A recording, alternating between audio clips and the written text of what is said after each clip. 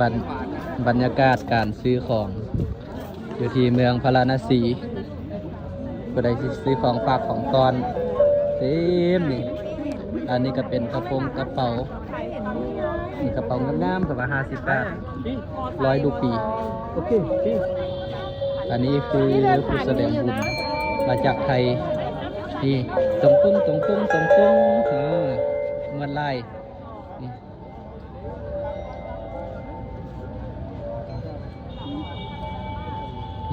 พานซื้อของ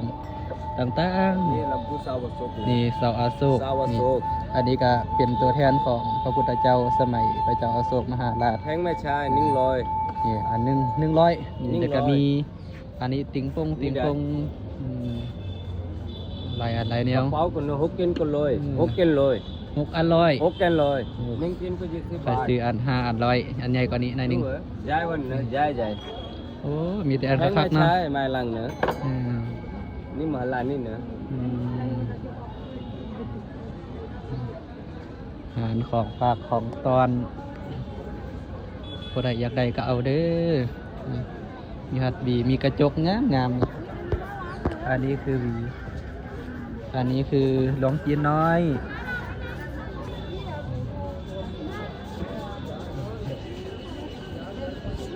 อันนี้คือกะแล